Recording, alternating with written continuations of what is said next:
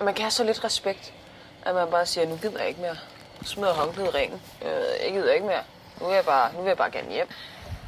Så gå ud af den dør der. Jeg skal nok betale de der 25.000, du skal betale i erstatning. Det er ikke noget problem. Er det 25.000? Det skal køre efter Big Brother. Det skal ikke køre efter en enkelt beboer, der gerne vil hjem. Det skal køre liveshowene. De skal køre, at man ikke sidder og næsten ved, hvem der ryger. Sådan fungerer det ikke, fordi at der er ikke en af dem, der skal bede om at komme hjem for ikke at tabe ansigt. Det duer ikke. I mine øjne duer det ikke. Det duer ikke at ikke have respekt over for sådan et program. Prøv at høre her. Det er her rigtig meget at gøre med, hvor langt Big Brother har givet tråd. Ja.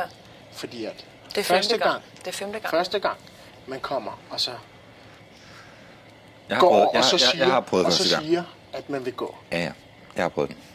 Så siger Big Brother, okay, fair nok. Det er det samme, gå ind og sov. Jeg synes også, det er fair nok. Sov på den. Tænk dig nu. Det må vi ikke snakke om. Nej, men så var det kommet. Anden gang.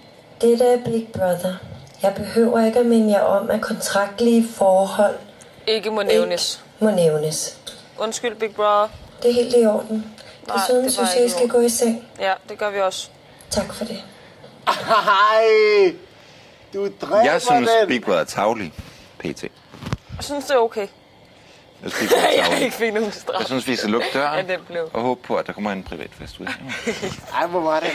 Som pladser på såret for, at Big Brother lavede en fejl. Hvor Amandas og jegs... Ja, for grammatik.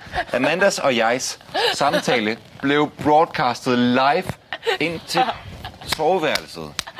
Big Brother har ikke engang sagt undskyld for den fejl, som var, at vi blev broadcastet live ind i soverummet. Vi kunne have sagt hvad som helst.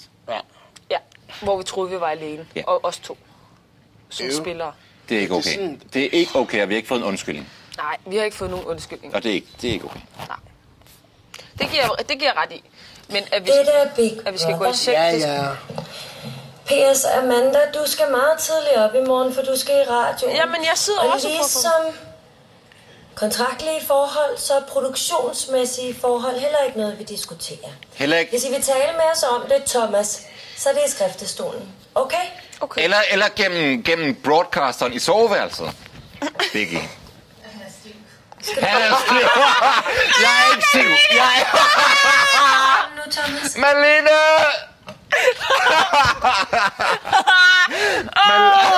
Vi går i seng nu. Jeg er ikke stiv.